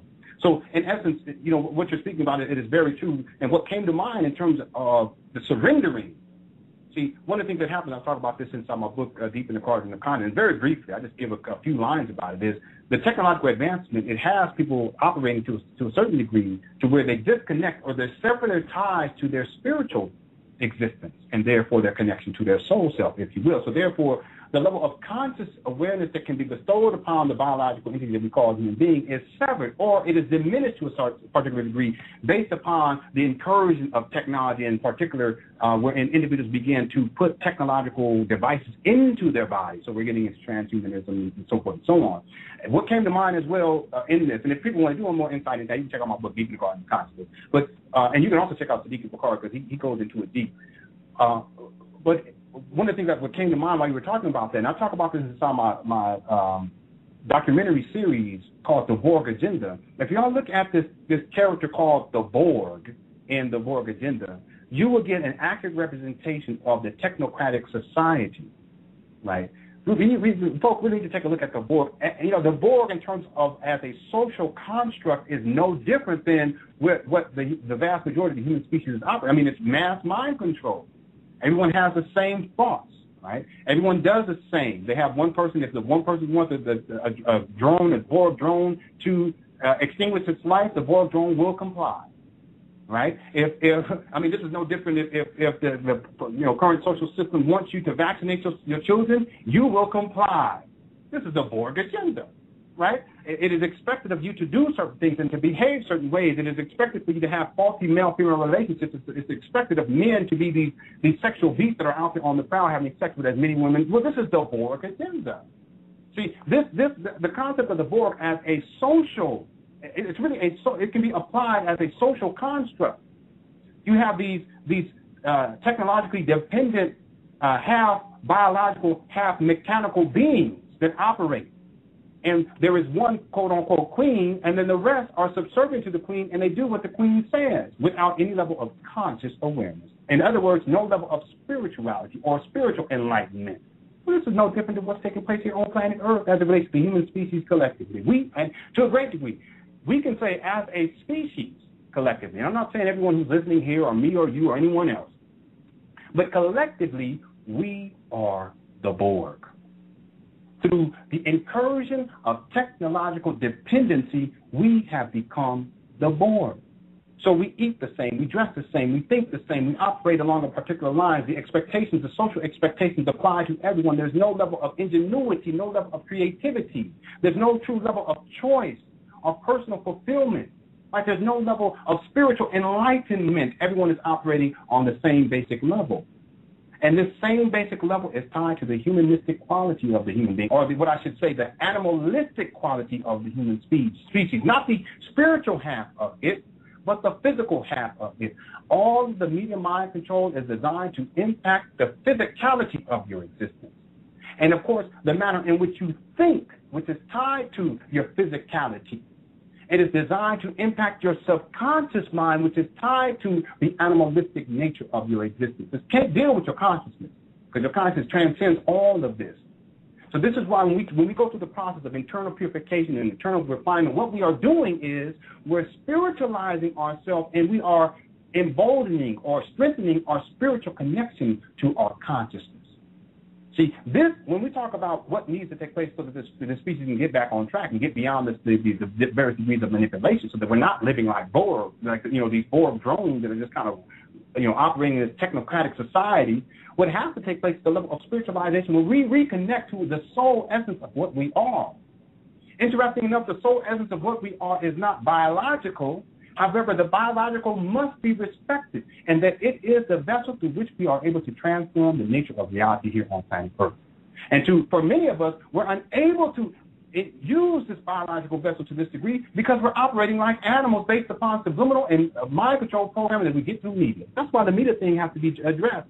And this is also why a lot of the information that people call alternative information is not going to assist people long term, maybe to a certain degree, but not long term, because ultimately, if we're going to get the species back on track, we have to deal with the internal psychology, how we think. And most of us, as many people say, are not in our right mind. We have no connection to spirituality. We have no connection to our soul self. We're not in our right mind, meaning that we are not operating consciously. Why? Because all of the programming has caused us to operate based upon our subconscious programming that is tied to our animalistic nature. The animalistic nature there's nothing wrong with it. But the animalistic nature does not seek to change its external environment. It is the spiritual quality of you that seeks to change your external environment and make it better. That's why you put an animal in a cage. At a certain point, the animal will be perfectly comfortable inside that cage. My neighbor over here has chickens. They get on my nerves, and roosters. They get on my nerves. But she has these roosters and chickens right outside this window inside these cages. And it occurred to me, I saw this one rooster, and I looked in there. He looked sad, but also I said to myself, you know what, that's no different than how most human beings are living. We're living in these cages thinking that this is it.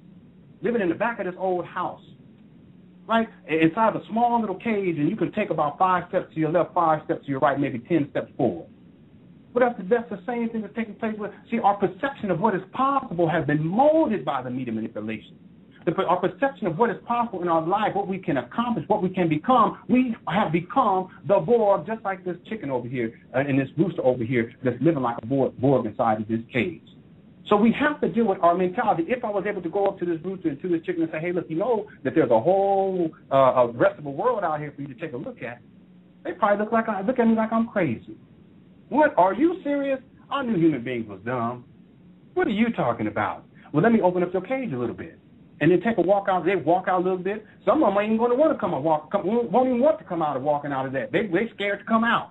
I've seen this phenomenon in animals. See, again, it's the animalistic nature. The same thing applies to human beings. You can open up that door just a little bit. This is what I'm trying to do with people. Just open up that door a little bit and say, hey, look, you can walk up out of there. Come on out just a little bit. Just look at there's fresh air out here. There's a whole bunch of, you can go over here to this other area over here. You can walk a little bit. And there are people who are so scared. Media mind control, fear-based mind control program, they stay in that cage. See, if we're going to get the species back on track, we have to deal with our internal psychology and how we think. That's the true challenge. It's not about worrying about Illuminati and what we think other people are doing to us. It's about what are our thoughts doing to us. But we can't get to that point if we're still stuck within that cycle, that perpetual cycle that media has most people, most of the general population locked in. Well, they are in a whole other timeline. They're still stuck in September 11, 2001. Welcome to May 30th, 2012, ladies and gentlemen. Let's walk out of that cage. It can be done and it must be done. And when it's done, that's when we transcend the Borg mentality. But it's going to take some work, of course, but we have to do the internal work to get there. No, you're absolutely right. And we also have to understand that they're attacking certain elements of our brain, the emotional brain. I think it's the amygdala, excuse me if I'm not saying it right, which specifically deals, which they call the emotional brain, the old mammalian brain, if you will. It deals with our emotions, how we perceive certain things, our memory, if you will, of positive and negative feelings and behaviors. And they most definitely are attacking that, which is even deep on an organic level, because fear, the element of fear, actually changes your DNA. It changes the chemistry of your body. Mm-hmm. And I was telling someone the other day, I think it was a Cold Science Radio, that the ancients, even though one cannot stay on that timeline, you take the information and you do what you have to do to see how the magic, if you will, is being flipped. The alchemy is being flipped and used on you. The ancients knew that our hormonal systems were specifically connected to our chakras, mm-hmm. our endocrine system. So if you mess with that, if you alter that, if you create synthetic materials that replace the natural hormones within your body, whether that's through an event of fear, whether that's through food, whether that's through chemicals, the body stops making these things, and then you have a synthetic reproduction of something that's not natural. You understand mm-hmm. what I'm saying? So mm-hmm. then you mm-hmm. have individuals walking around on planet Earth talking about, oh, I can't open up my third eye. Oh, I can't. When I go to sleep, I don't remember my dreams. Well, there's so many different levels, if you will, of this media manipulation through fear. Fear literally changes the chemistry, our hormones that are needed in order for us to do spiritual things, for us to leave our bodies, for certain things to be activated. And if you constantly have the emotional aspect in your brain, the amygdala, constantly activated, there's no way in God's green earth you're going to open up the pineal gland, which it is there for a reason, even though it has been over-calcified because we are being poisoned on many different levels through fear, through food, through water, and many other things. You have people on spiritual and soul lockdown. You know mm-hmm. what I'm saying? And then on top of that, we're laying in all of these frequencies, Lenon. Like, I would really suggest, family, that if you have a television, I'm just throwing it out there. I'm not trying to indoctrinate nobody myself, but I'm just saying, if you have a TV and you don't watch TV, get rid of your television, because, even though you turn it off, there's energy coming out of your television that's messing with your natural signature. See, they have completely uprooted us from the essence of our natural way of being, Mother Earth. We don't walk on real ground. We walk on an artificial environment. We live in an artificial environment. You know what I'm saying? You look up at the sky, you're looking at an illusionary artificial sky. Lenon, let me tell you something. When I go home and I go to the mountains at a high altitude, it blows my mind the amount of stars that I can see in my environment, because it's not being poisoned with other things. They have this whole environment artificially inseminated, from what we're seeing outside of us, from what we're seeing on the inside of us. So we have to begin to look at all these things. It's so multi-layered, Lenon. It's very profound to me. Yes, and it is multi-layered. I mean, I think that's probably one of the most important things for people to understand, because it's not like you can just address one area of your life and get up from the media manipulation. It deals with your spirituality, your spiritual progression. It deals with your relationships. It deals with your perception of abundance. I mean, for me, that's another one of the mind control programs I've been working on for years and years, right? Just transcending my sense of what's possible financially for me, in a sense of abundance, and how that perception has impacted my family and our lifestyle over the years. Like, again, it goes all the way across the board. The idea is to start somewhere. Start for many people, because someone had posted this inside or emailed me this during the show. For some of us, a lot of the programming in terms of getting us stuck and kind of having us operating on these animalistic levels, because you can look at it spiritually, but you can also look at it in terms of physically how we operate. A lot of the programming is what I call race-based mind control programming. And since we got all of this horror stuff coming out with these zombie-esque type of stories, and this is horror. I mean, another thing you said, too, real quickly here, was you talked about how there's a physiological response to these types of stories. It doesn't matter whether it's Al-Qaeda, as long as it's a fear-based Osama bin Laden, Muammar Gaddafi, flesh-eating bacteria, swine flu, bird flu, the New World Order, martial law, whatever the case may be, reptilian shapeshifters, whatever the case may be, there is, in addition to the mind control programming, there's also a physiological response that happens for people, whether that's in the brain, whether it's in terms of endocrine system, whether it's the types of hormones that are produced in the body. And for many people, we have become addicted to those physiological responses. And that's why they go to the horror store, to the horror films. It's not like it's functional to go see all this death and gore, but if you have become addicted to that, if you become comfortable with that type of a physiological response, then you're going to seek out that programming that will deal and provide you with that drug of choice, right? Does this make sense to people? That's what I mean by if there is a market there for it, media will present it to you, right? Well, the same thing applies to these kind of morbid stories about like these zombie-esque types of phenomenon. It's interesting. There was one more recently here in Miami. There's been another one about this MMA fighter who ripped out the heart of a living guy. So, I mean, this is all, it's like these horror film type of stories. Why is this stuff being presented in media? Like, isn't there any good things that have happened? It's interesting. You said news is not like it's anything new. You're absolutely right. It's all fear-based mind control programming. When are we going to hear some stories about someone who's doing some positive things in the world? When are we going to hear a story about someone who has uplifted humanity, someone who has done something to help someone else? We don't hear that. We don't hear anything new, right? And yet it's called news. But just to show you all, because I want people to understand this in terms of the various layers of it, the race-based mind control programming has been a profound one. Like it really got this species off track. A lot of our perceptions about reality is based upon our racial prescription, meaning what race you perceive yourself to be. So a story can be issued, and the story can be written in a particular way to cause people to take sides based upon the racial prescription. So therefore, if you consider yourself to be black, you're going to have a different perspective. If you consider yourself to be Latino, you're going to have a different perspective. If you're Asian, you're going to have a different perspective. If you're white, you're going to have a different perspective, et cetera, et cetera, et cetera. Right, stories are designed this way. What happens in the process? You divide the species. You further perpetuate the notion of race superiority, racial inferiority, and then you also stimulate racist ideology and stereotypes as a result. Right? This is what I mean by the layers of it, the complexities of it all. So someone had sent me this privately, and this is on a forum. Because, see, I always encourage people, don't just read the story, read the comments, because the comments really shows you the degree of the manipulation and the programming that's out there.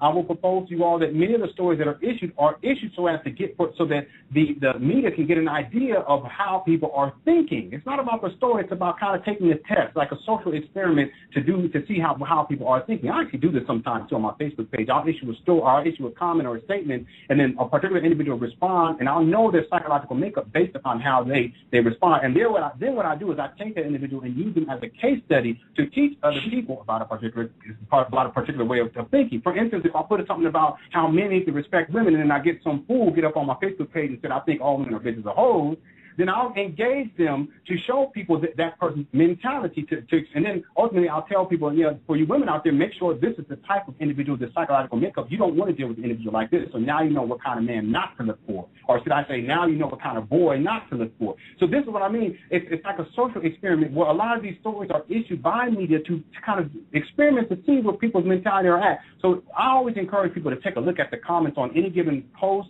on any given story, and just to see where people's minds are at. So real quickly here, I know we're running up against the clock. In this forum, it says, black man eats face off another man in Miami. So here we go with the whole morbid, zombie-esque type of propaganda. But I just want to just read to you all. Here's someone, his name is Bull Connor. So y'all do some little research on Bull Connor. You got to understand, some of these posts are specifically designed to get a particular reaction. It's not that the individual believes this, but it's to stimulate the racial tension, right? That's what Trayvon Martin, to stimulate the racial tension, right? And then under here it says, what's wrong with you wild savages? Since taking you out of Africa, we have tried to domesticate you filthy animals, but it just goes to show you that it's impossible. What does it tell you when you can domesticate a dog and not a Negro? Right. So what does it tell you when you can domesticate a dog and not a Negro? In other words, a Negro or a black person. Well, that's the first comment. And if people looked at this, you would see like a whole lot of these types of comments being expressed here. But what does that show? what does it say about the mentality of individuals? And you get people who fight back and they argue back and forth. And I'm sitting back like, why even argue? See, that's a social experiment that is actually taking place, that is actually fortifying the concept of race, regardless of if you believe it's true what this individual says or not. But see, the human species have been led to a certain degree to we engage in these frivolous arguments with idiotic statements that is really functioning as race-based mind control programming in the end that continues to perpetuate the concept of race superiority, racial inferiority, and all of the various degrees of mind control manipulation that stems out of it. So I want to encourage people, always take some time to look at people's comments on any given news story just to get an idea of where people's mentality is. And I will also propose here that the general consensus of any given article, in terms of if you take a general overview of the posts that are placed there inside under the story, the general overview of that will be an accurate indication as to the general mentality of the population itself. See, this is how people need to think when it comes to media manipulation, because ultimately the issuers of the media manipulation, this is precisely how they think. See, it's not about the story. It's not about Osama bin Laden or bird flu, swine flu. It's about how are people going to react. It's not about Trayvon Martin. Most people care less about Trayvon Martin until media made it a big deal. So what is it about? It's about a social experiment to get an idea of how people think, and then in the process reprogram them along a particular line. This is to say that some of the reactions that are presented for instance, in this story, it will be accumulated, and then new programming will be issued a week later that will fulfill the needs of that particular mentality. Y'all understand this? Does this make sense? Let me say that one more time. If you look at an article, or if it's a video, or if you go on YouTube and you look at a video and you see people's comments, there will be, depending on the mentality of the comments, there will be programming that will be issued for the general population who operate along that particular way of thinking. And it may appear the following week, or 2 weeks later, or 3 weeks later, or 4 weeks later. The same thing applies to these major events like the supposed death of Osama bin Laden on September 11th. This is why it's perfectly predictable. Programming will be issued leading up to. As we get into the Olympics, you will see programming about terrorism, international terrorism, leading up to the Olympics, because the Olympics is a stage show. It's an international stage show. Okay, now we got everyone tuning in. It's perfectly predictable, and programming will be issued around particular topics that stimulate a particular response that reinforces particular mind control programming, but also gives people the types of topics, the types of stories that will satisfy their physiological need for a particular emotional reaction, i.e. racism, terrorism, terrorist threats, the need for someone to come save them, i.e. Barack Obama, etc. It's perfectly predictable, ladies and gentlemen. But you have to think about it not as just a viewer taking in the story. Look at it as an observer who's seeking to analyze the psychological response or the psychological manipulation that's taking place and the degree of behavior modification that is also going to take place based upon people's reactions. That's how we must think about these particular stories. And isn't it interesting how some of these topics percolate before large events? And I find it even more fascinating that you knew I was going to mention it, Lenon, the tan lady. Oh, yes. And also I found out that, lo and behold, another article comes out about how, the United States is now turning into a minority state. Minorities are now, it says, the tanning of America, only skin deep. In the Huffington Post, I said tanning. There you go. I'm like, okay. That's subliminal association. See, the whole tanning issue, that's issued in advance. See, the whole tanning thing is in Trayvon Martin, too, it's race-based mind control programming, and a lot of that will fuel the presidential elections. But guess what, ladies and gentlemen? A lot of that is pre-programming for the Olympics in London. See, because the Olympics, it's all about race. It's all about competition that's based upon racial prescriptions. If y'all take a look at the Olympics, how they talk about particular races, it's all about race. I talked about this on the radio show. I know we're running up against the clock. But it's that the Olympics is not about, national creed or national origin. The Olympics is about race, nothing more. And it has been for a very long time, ladies and gentlemen. All the programs that we're getting about race and the racial tension, this is just simply setting the stage for the Olympics so that people, they get all caught up in seeing a person. That's why, don't lie, ladies and gentlemen. Okay? let's give an example. For black folks, you see someone who's black, it don't matter what country they're from, you want them to win. They could be from Europe. They could be a black person running in the Olympics who's from Japan. You still want them to win. See, that's race-based mind control program. I've been victimized by it. I've had that mentality myself. It has little to do with national origin. It has to do with, quote-unquote, race and skin color and genetics. And this is why a lot of this programming that we're getting is just simply setting the stage for the Olympics.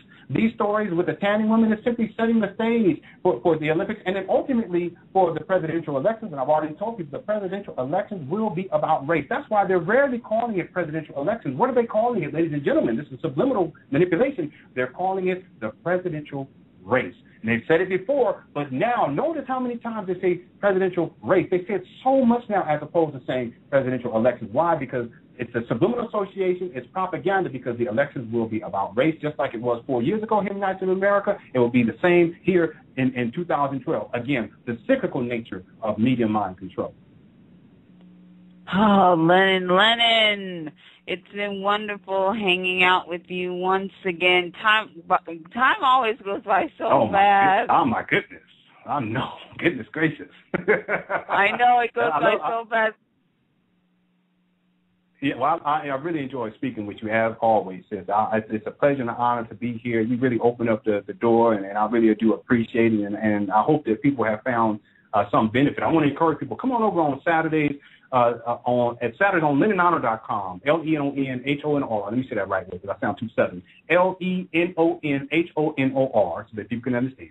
When I'm at home, that's how I talk. Lenonhonor.com, every single Saturday at 7 p.m. Pacific Standard Time. I do a 2-hour show on media manipulation. We take phone calls in the chat room, just like you on Blog Talk. So come on over to Lennon.com. And on Sundays, my wife and I, we do a live video stream called Positive Relationships. That's at, Media Mind Control, let's see, my show on Saturday is at 7 p.m. Pacific Standard Time. My show with my wife on Sunday is at 6 p.m. Pacific Standard Time. Let me get that right, okay? And so I want to encourage you to come on over on Sunday at 6 p.m. Pacific Standard Time for Positive Relationships. And also should mention I have redesigned LenonHonorFilms.com. So I want to encourage people to head on over to LenonHonorFilms.com. I'm on Facebook under Lenon Honor, Lenonhonor, and then my other website is LenonHonor.com. So plenty of stuff for people to get in to. And if you need to email me, all of my contact information is there on my website, or you can email me through Facebook. And again, thank you so much for allowing me to be on the show. As always, it's an honor and a privilege. Your family, and I tell you, I'm just saying it because this is just how I feel. You know how I roll. I wish we could do an all-nighter one night. Just do media manipulation, decoding. You know we could. I feel rough. I know we could. That's why I said it. That's why I said it, because let me tell you something. For the stuff that you talk about and many others, 2 hours is just not enough, because there's just so much going on and percolating in this reality that it needs to be discussed. You know what I'm saying? I'm just saying. You know what I'm saying? Yeah. You know what I'm saying? I mean, that will never happen, but it's a wish, and I enjoy having you on the H Show Network. And I know and I hope that you will come back to hang out with us to talk about many of the things, because you and your wife are wonderful creators, and you will always be bringing things to the forefront of humanity and helping humanity. And I always thank you, but I want to thank you again, Lenon, for everything that you've done for humanity, and also helping me in my growth as an organic being in this reality. And I thank you so much. Oh, and you are so welcome so much, sis. Much love to you, and thank you so much again for letting me come on your show. I do appreciate it. Absolutely. Anytime. This is home for you and Aida. So whenever you want to go to town and speak the truth, you can come to the A Show Network and do your thing. Thank you, sis. And also, much love to everyone out there who's listening. And thank you for taking the time to come on in and tune in. I do appreciate it. Indeed, indeed. And once again, family, a wonderful show. I mean, what can one really say after that? Not much. Make sure that you go to LenonHonorFilms.com. That's LenonHonorFilms.com. And make sure that you come hang out with us on the weekends. I tell you, my weekends, I look forward to them, because I got media manipulation on Saturday, and I have positive relationships on Sundays. A wonderful combination. And also, family, Lenon Honor, he's redoing his website. It is delicious. It is so beautiful. It has all these descriptions so you can see his documentaries. And also, you can go straight to his YouTube, which has a plethora of information, So make sure you check out Lenon's YouTube, because, honey, I'm addicted. You can listen like one right after the other. I've listened to hours upon hours upon hours of Lenon Honor's information. So valuable. So LenonHonorFilms.com. And also, we have to give a shout-out to the queen, because she's doing her fine, too, honey. Native Style is the bomb. Native Style Beatery on SD. That's sd.com/shop. /Native Style Beatery. She is doing it, honey. She has all these beautiful earrings, headdresses, and she has many other things going on. So make sure that you check out and hang out with Aida Honor. She's giving wonderful and very enlightening information for women about birthing, and I'm blowing up the spot. I know I am going to get it for this.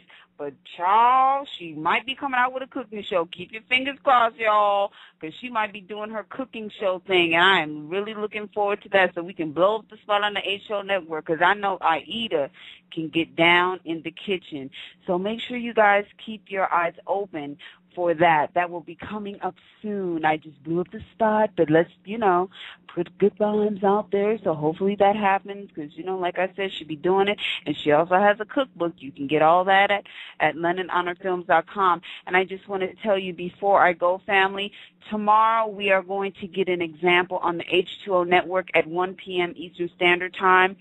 Of the I shouldn't say the highest level, but I will go there, blatant highest level of eugenics that's going on in China.